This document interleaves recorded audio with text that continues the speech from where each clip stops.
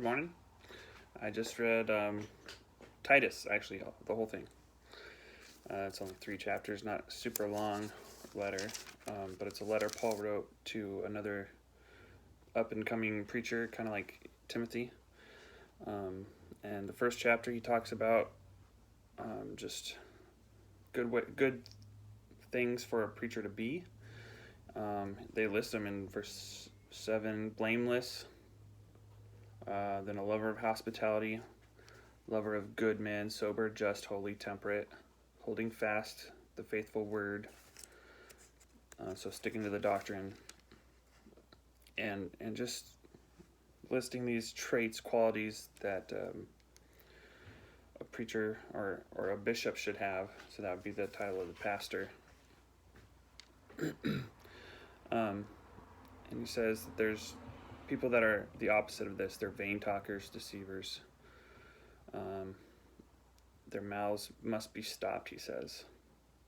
And so, I mean, just things to consider when looking for a church, I would say. Does the pastor have these qualities?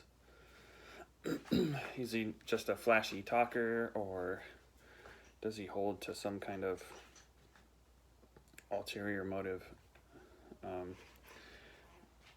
And does he talk vainly? Is there substance to what he's saying?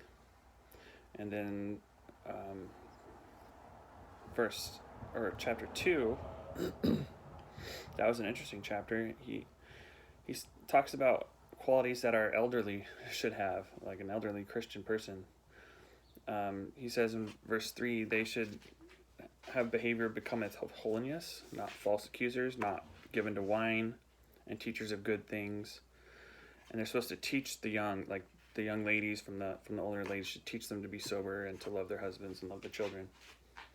So it's an interesting thing. It's a role given to the elderly. And I mean, everyone has a purpose in the church. Everyone has a role to live. And then he flips that and he goes to talking about what the young people should be doing. They should be sober. They should have a pattern of good works. They should be uncorruptible. They should have gravity and sincerity in their behavior. It sounds like he's just telling them to be grown-ups, and that's hard. But those are some aspects of Christianity that we tend to ignore. Like, sure, the pastor needs to be a certain way, deacons need to be a certain way, the song leader needs to be a certain way, but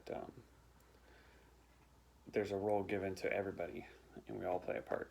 The elderly, even the teens. And then chapter 3 is just finishing up some pastoral work stuff.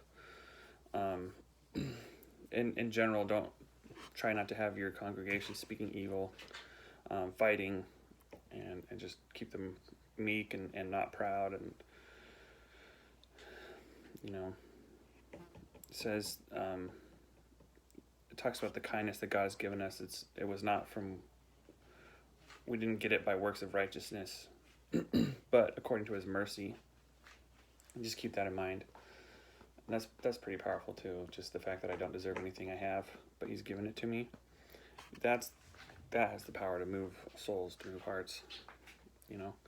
So good book. I just got through it in one sitting, and got a lot out of it.